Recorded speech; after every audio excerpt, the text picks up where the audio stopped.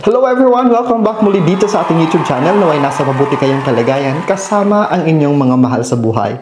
At para naman sa mga subscribers natin na nasa ibayong dagat, nasa abroad, nagsusumikap dahil gustong may mabago ang kanilang buhay at buhay ng kanilang pamilya, dasal ko lagi ang inyong kaligtasan. At sa vlog natin ngayon, isang kaabang-abang ang vlog natin dahil ang topic natin ay bubuksan natin ang swerte tungkol sa money tree dahil ito ang money tree feng shui part 1. Yes, part 1 pa lang po ito kaya abangan ninyo ang second part ng vlog natin na ito. Kung bago ka pa lang dito sa YouTube channel natin na ito, huwag niyo pong kalimutan at siguraduhin nakasubscribe na kayo at i-click na rin yung notification bell para ma-notify kayo sa mga kaabang-abang na vlogs at content at live na gagawin natin dito sa channel natin na ito.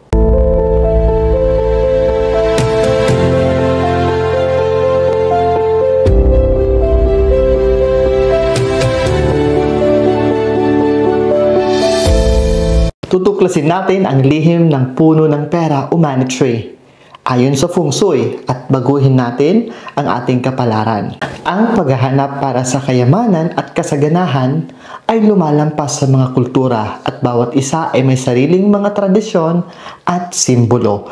Isa sa pinakakaakit-akit sa mga simbolo na ito ay ang feng shui money tree. Nag-ugat ng malalim sa mga sinaunang tradisyon.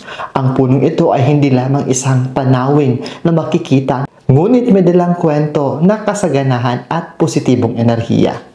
Kung naisip mo na ang tungkol sa pag-akit nitong berde na halaman na to, madahon na kayamanan, magsimula tayo sa isang paglalakbay upang matuklasan ang mahika sa likod ng money tree. Ang nilalaman ng vlog natin na ito ay una ang makasaysayang pinagmulan at ang scientific background ng money tree at pag-unawa sa feng shui patungkol sa money tree.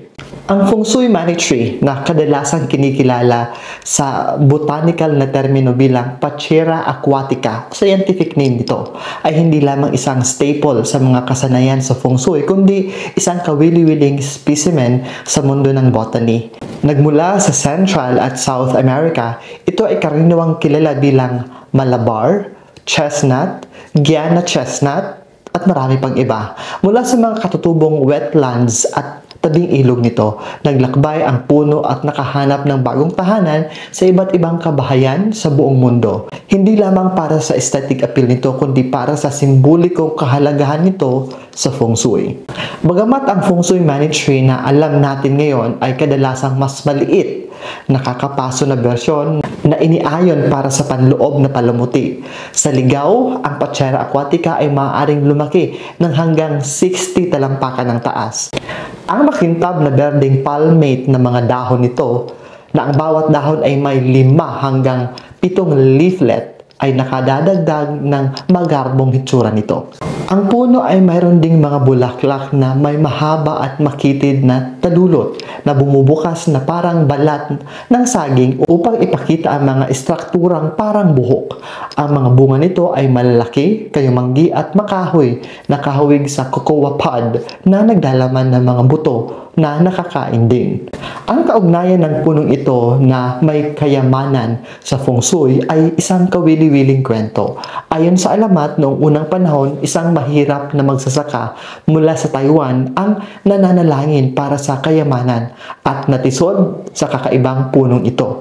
Nakilala at naakit siya dito, pinalaki niya ito at ibinenta ang mga punong ito. Nakalaunan ay nagkamal siya ng kayamanan. Iniuugnay niya ang kanyang kayamanan sa mahiwagang punong ito at sa gayon ay umiral ang terminong money tree. Habang lumalago ang katanyagan ng halamang ito, naging kasing kahulugan ito ng kayamanan at kasaganahan sa mga kultura sa silangang Asya, lalo na sa loob ng mga turo at kaalaman ng feng shui. Ang tinirintas o yung braided na puno na kahoy nito na madalas na makita natin sa mga loob ng bahay nilalagay din na display ay higit na nagpapatibay sa papel nito sa feng shui na kumakatawan sa pagsasama-sama ng 5 elemento at 5 enerhiya.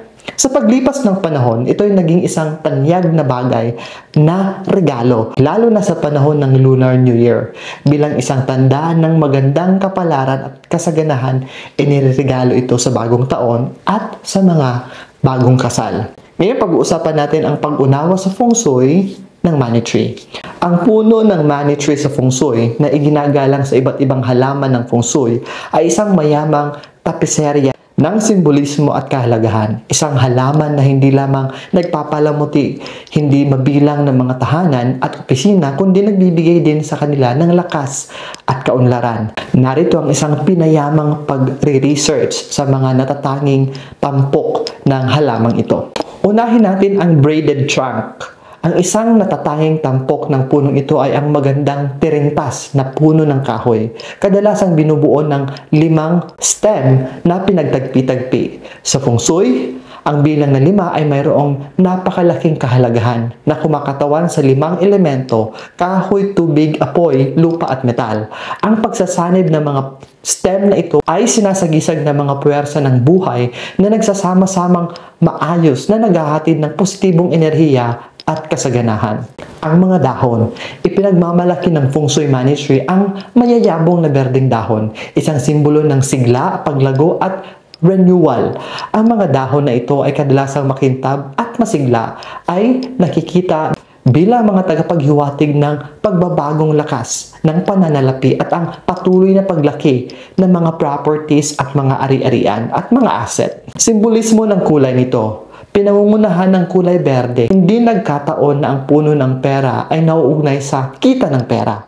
Sa feng shui, ang berde ay sumisimbolo sa renewal, sariwang enerhiya at pagkakaisa. Lahat ng mahalagang sangkap para sa pagtatagumpay at katatagan sa pananalapi. Ang pinagmulan ng punong ito sa feng shui, ang kaugnayan ng puno ng pera or money tree sa kayamanan ay malalim na nakaugat sa mga kasanayan sa feng shui. Sinasabi ng alamat ng isang mahirap na tao ay nanalangin para sa kayamanan. Natuklasan ang kakaibang halaman na ito, inuwi ito sa bahay at kalaunan ay nabuksan ang mga lihim ng kasaganahan ito. Kaya naging staple ito sa feng shui para sa mga nagnanais na palaguhin, palakihin ang kanilang kayamanan at tiyakin ang katatagan pagdating sa pananalapi. Sa pamamagitan ng pagyakap sa feng shui money tree sa mga tahanan o lugar ng trabaho, ang mga individual ay nakakakuha ng matagal ng tradisyon na naghahanap ng pagkakaisa, balanse at kaunlaran sa kanilang buhay. Ito ay higit pa sa isang halaman. Ito ay isang buhay ng sagisag ng mga mithiin ng isang tao para sa kasaganahan at pagtatagumpay. At yan ang unang bahagi ng money tree feng shui natin. Paalala lamang na ang lahat ng mga nabanggit dito ay pawang gabay lamang. Wala namang mawawala kung magsisilbi silang gabay at karagdagang proteksyon. Basta't samahan natin ng dasal, mabuting gawa at sariling sikap, mas lalo tayong uulanin ng maraming blessings, hindi lamang swerte. At higit sa lahat, para maging matiwasay, ligtas at punong-puno ng grasya ang ating buhay, importante ang pagkakaroon ng positibong isipan, positibong pananaw at positibong disposisyon sa buhay. Muli maraming salamat sa inyong patuloy na panonood at pagtitiwala at lalong-lalo na sa inyong patuloy na pagmamahal. Kita-kita tayo sa susunod kong vlog dito sa channel na ito at sa isa ko pang YouTube channel, Franz Byron PH. Make sure nakasubscribe kayo sa second channel natin. And you can also follow me in all of my social media accounts. Muli, ingat always!